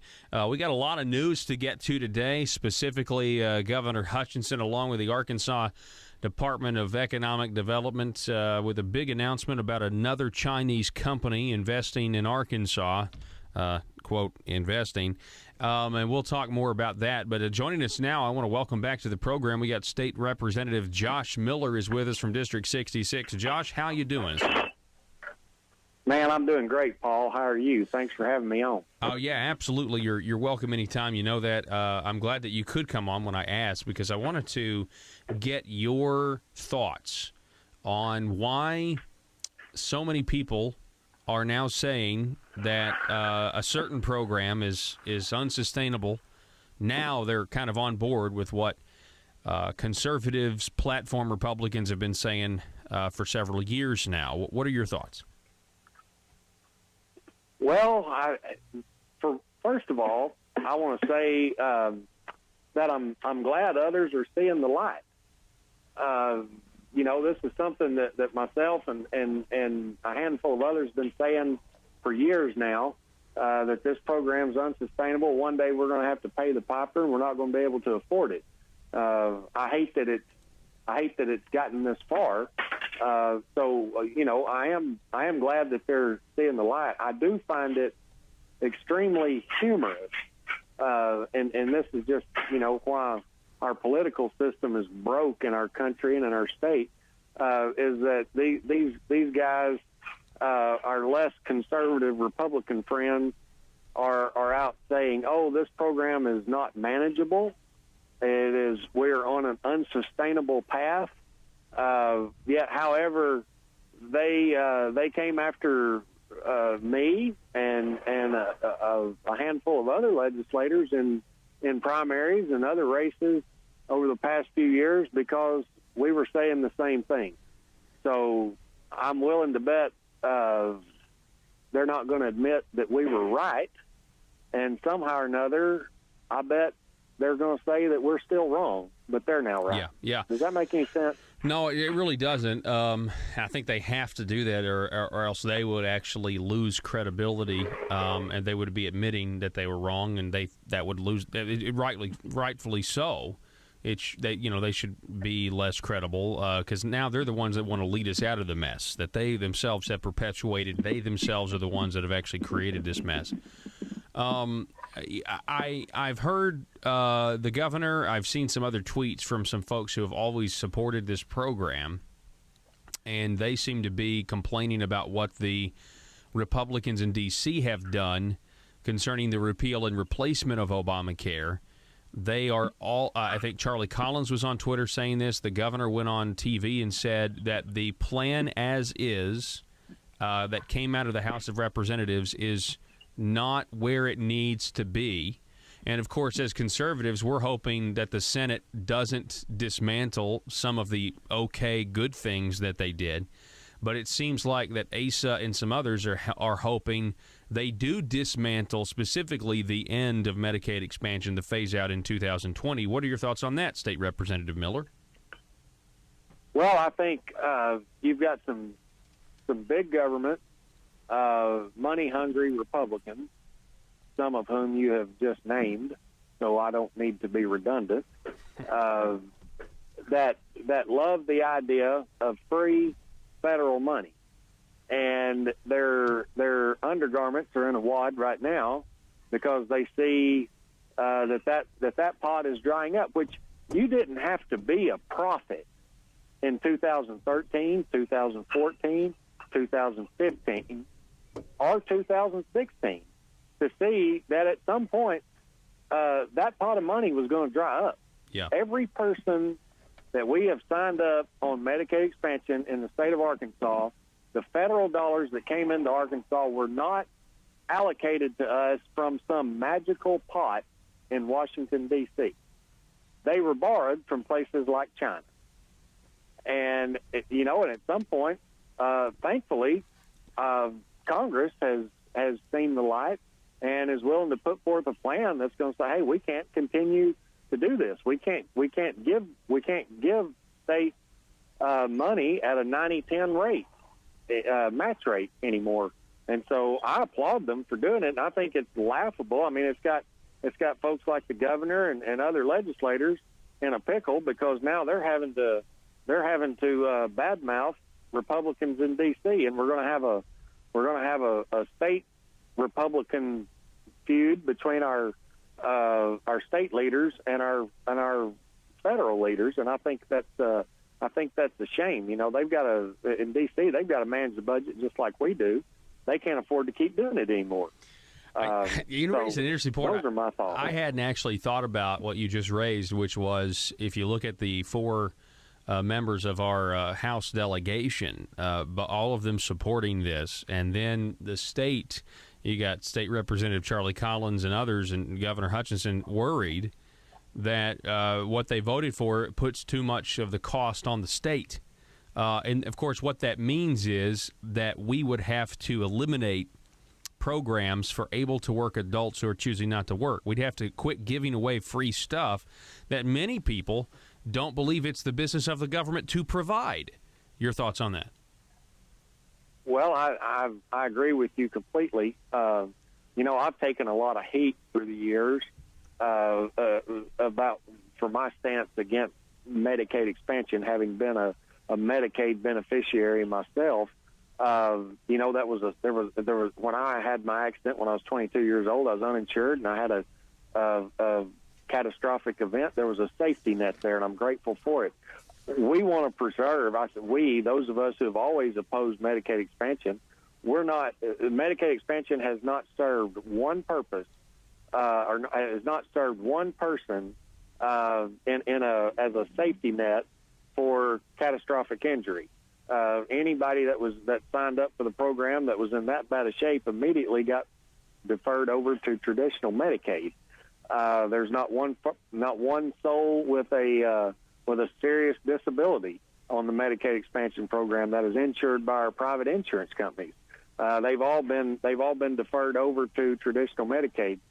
My stance through the years has been, hey, I want to preserve the program that was there for me because I want it to be there for others. Our kids down through the years, and they're not going to have a debt that they're going to have to pay back. And, I don't think it's our responsibility to provide health insurance for folks who just simply choose not to work. Yeah. It's not the responsibility of the government to take care of folks from the cradle to the grave. If they aren't trying to, if they're able to work and are just choosing not to. Switching gears now, we're talking with State Representative Josh Miller. Switching gears, the task farce was announced, or the task force, the tax farce was announced. You feel free to disagree with me, obviously. I mean, do you have high confidence, high hopes that the people who got selected to be on that committee are going to advocate and fight for limiting the size of government, lowering our taxes, which might mean putting forth a plan where the government gets less money from us than it's getting right now? Your thoughts? Well, for one, I've been busy with work in the private sector these last few weeks, and I haven't taken the time to read who was selected to be on the Color of the Week task force, and so I don't. I apologize in advance to any friends of mine who may be on there, but I have zero confidence in that. I mean, it's just it's a waste of money. Look, the legislature is the task force. We are the people's task force. We don't need to create another task force. And here's what's going to happen. They're going to get together, and they're going to meet a while, and then somebody's going to recommend that somebody's friends get a consulting contract of $1 million or $2 million to come in and analyze our tax structure and report every other month to the task force, and they're going to need to meet. We're going to need to pay their per diem, and it's just a joke. I'm sorry. It's pathetic. The legislature is the task force. I was elected by District 66 to go down and do the task of trying to run our government as efficiently as possible. And, I would be saying the same thing if they asked me to be on the task force, which I'm confident they did not. But anyway, it's just, it's just a joke. Hey, you look at the dadgum healthcare task force. You know how many bills came out of the healthcare task force? You, Mr. Paul Harrell, do you know? I'm going to interview you for a second. How many bills came out of the task force? I don't know. I guess, Arkansas Works, right? Wasn't that their solution? Wasn't that a bill at some point? Did that come out of the task force? Well, no, that's what created the task force was SB 96. Actually, the answer to that is one bill. Representative Joe Farrar ran a bill this past session that changed. Don't get me off in the weeds, but it changed the way Medicaid billing was done. It was a good bill. I supported it. But you think about all of we spent millions on the healthcare task force, and they produced one bill that, and Representative Farrar could have produced that on his own, without ever attending a task force meeting. And Representative Farrar is a good friend of mine. He's a smart guy. So that's what I'm saying. I have complete confidence he did not need the task force to have done that bill. But that is the only bill that came out of the task force. Other than that, in 2000, I guess it was 16, when they presented whatever, that was the governor's plan. He wasn't on the task force. So you can't say the task force came up with it. They just voted to go along with the governor's plan. What he wanted them to do. Yeah, that's a really good point. That's exactly. A really good point. Might as well have just saved the $1 million and something that we paid the Stevens Group, and saved paying per diem all the hundreds of thousands of dollars, I guarantee you, that were spent on per diem for legislators to go down there and pat each other on the back and sing "Tune by Ya" for an hour and a half or two a month. It's just a joke. Yeah. And this tax, multi-rainbow colored, rib colored, whatever task force that we're doing. I feel like you listen to the program. I feel like you're a listener. Not as often as I should. I should listen more because it's very educational. But it's just a joke, man. I'm sorry. And for people to, sit here and say, "Oh, this is so good." Well, we could be looking at different ways. There were a lot of bills, a lot of tax cut bills that were filed this year that many of them weren't even heard in committee. Yeah. Because we need to have the task force look at everything. On the on this issue of the tax task farce, Joe, you have this audio clip ready. So back in February, when the veterans tax cut came in, but we had to raise taxes on candy and we had to raise taxes on digital downloads and that sort of thing. The governor said the governor said it would have been irresponsible just to absorb that in the budget. This is what he said. Go ahead, Joe. Please note that the other conservative and responsible approach was when it came to providing the tax cuts that's still going through the system for the military retirees, that we wanted to make sure that was paid for. So we didn't say, well, we're just going to absorb that. We have to pay for it. We have to close off exemptions. And so there are many that, not many, but there were some that were saying, we don't like to have those offsets. We don't like to have a paid for. We just want to absorb that into our budget. That's not a conservative, responsible approach, and we took that approach. I feel very comfortable with. Okay, so he's basically saying, look, that's not conservative to absorb a tax cut. And my concern is, Representative Miller, if that is the philosophy of this task force, we know what we're going to get. Well, exactly. And then here's the deal, too. And I've got to agree with the governor. I think he left out one key phrase when he said it's not responsible, conservative governing to just absorb this. And what he had intended to say I won't say what he had intended to say. What he should have said, what I would have liked to have heard him say at the end of that statement was, if you're into continuing to expand failed programs and grow big government. If that's your conservative philosophy, then he's right. If you're into limiting government, then you limit the amount of money government has to work with, and then you set the priorities for what we feel like are the most critical needs that we as a state government must meet for the citizens in the state of Arkansas. And and that's what they're unwilling to do. Hey, I get it. If you're running a business and you're going to stop getting income somewhere, you need to be able to still pay your bills. And so if you have to live on less of an income, you need to have fewer bills. It works the same way in government. I laughed until I cried the other day. And I did laugh because it's just humorous, and it's sad that it's humorous. But I heard the governor say, in regards to the $70 million he was having to cut out of the budget, out of this year's budget, not to mention the fact that the budget that was just passed grows by over 3%, but that's a side note. But anyway, he says we don't have a spending problem. We have a revenue problem. I had to go back and read it twice to fully comprehend and make sure that that wasn't a misprint. We don't have a spending problem. We have a revenue problem. Well, I guess that's the way it is for everybody who gets a credit card with a $20,000 credit limit, and they go run that credit card up to its max, and then the credit card company wants $600 or $800 a month to pay the note on that, and the person can only afford to pay $500. And they say, hey, it's not my fault. I don't have a spending problem. I've got a revenue problem. I'm not getting enough money to pay this bill. I mean, it's a joke, Paul. I completely agree with you. It's absolutely ludicrous to say we don't have a spending problem, we have a revenue problem. Well, you have to base your spending off your revenue. And a good way to do that would be to look at last year's budget, the year before that, the previous 3 years. But they keep growing. Get an idea about what the... Yeah.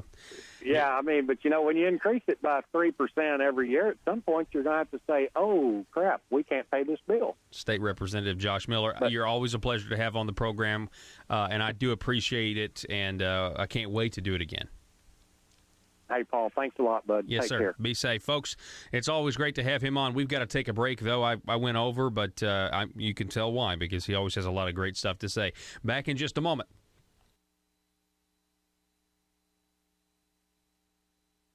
Hey, folks, you're listening to the best of the Paul Harrell program. Arkansas small businesses are tired of taxes that are too high and regulations that work as obstacles to small business success. If you own a small business, it's time to take action. Now, I'm not talking about the local chambers of commerce. I'm talking about an organization that's actually run by small business owners and are fighting for small businesses right here in the state of Arkansas. They're called Conduit for Action, and they're on your side. Conduit for Action is here not to get something from the government, but to be left alone by the government. Think of them as your personal advocate for limited government at the Capitol in Little Rock. If you're tired of all the politicians talking with no results and ready for action, start outsourcing your government affair needs with Conduit for Action. Go now to conduitforaction.org and click on Contact Us on the right side of the page. That's conduitforaction.org, and stand up for small business in Arkansas.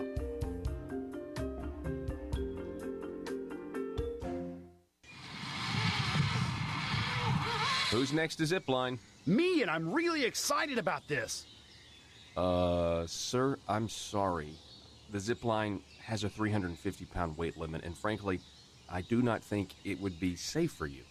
Oh, that's okay. I self-identify as 180 pounds, so it's cool. Sir, that doesn't make any sense to me, and I'm afraid we can't let you ride the Zipline.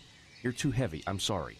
I can't believe this. I thought we had evolved as a society. I thought this was America, but I guess this is just my plight. First slavery, and now fat-shaming. Sir, again, I'm really sorry. You listen to me. If you don't let me ride, not only will I sue this company for discrimination, I will sue you for damages, because right now my feelings are so hurt And I feel embarrassed because I'm holding up the line. Wouldn't be the first time. Watch it, mister. Look, okay, I'm sorry. I just don't think it would be safe for you. You don't understand. I self-identify as skinny. So you have to let me ride the zip line. The Constitution says so. I get to define my own reality. You know what? Okay, fine. Whatever. Ride the zip line. Mike, let this man ride the zip line. Thank you. Now watch as my self-identity trumps your bigotry. See you on the other side, racist. Here I go!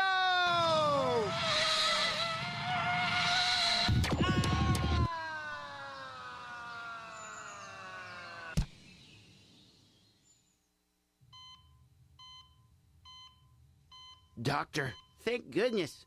What's the prognosis? Sir, we've done everything we can, and you only have seconds to live. No, you cannot say that. I do not self-identify as a dead person. PHP Parody.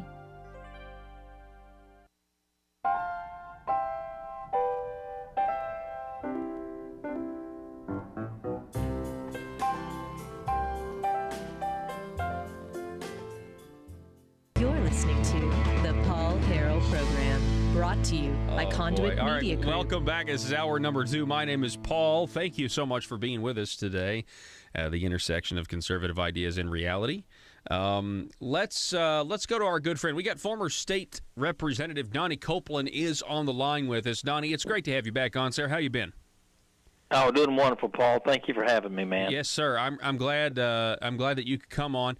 I wanted to get your comments. I've got a whiteboard here. Cut, shift, raise. That's essentially, I feel like, the 3 options of this tax farce. It met yesterday for the first time. I don't think they're going to cut government. They might shift things around, but I definitely think they really want to raise their taxes. And all of the headlines, or all the substance, when you actually read between the lines about what these people are saying now, the Jim Hendrens of the world, the Jeremy Gillums, it really just screams that they now, are really trying to, recharacterize some of the promises they made at the beginning of the session, which is kind of par for the course. And I'm going to let you talk here in a minute, Donnie. But I want to. No, that's fine. I want to let you listen. This is Jeremy Gillum. Go ahead. This is Jeremy Gillum from the tax farce yesterday. At the very beginning, he opened and he felt the need to clarify what they were all there for. Go ahead, Joe, when you're ready. It's going to be, I think, a very robust debate that will take place over the next year and a half as to our tax policy here in Arkansas. And I know a lot has been kind of written about kind of the mandate, so to speak.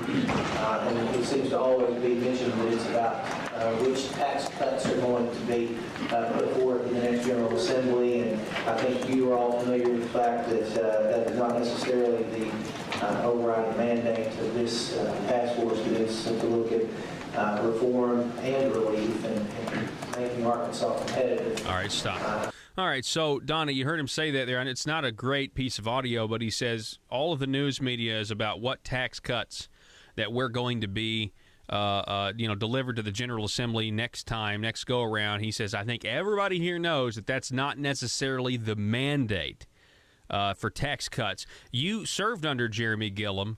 What are your thoughts about all that? Yeah, Jeremy's getting his marching orders from the governor. Make no mistake about it. I've seen it on numerous occasions that, at the end of the day, Jeremy's going to do what the governor asks, what he wants. That's bottom line.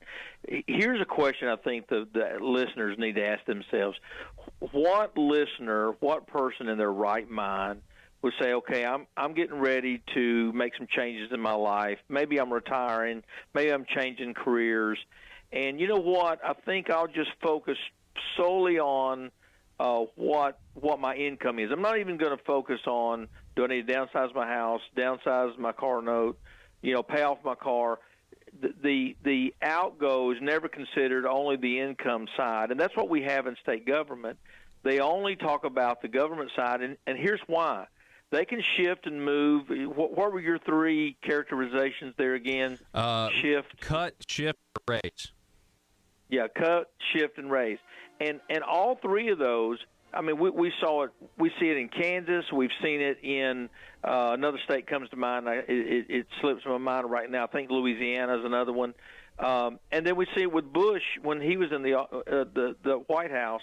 When you cut taxes to appease your base so you can get elected next time, and you don't cut the size.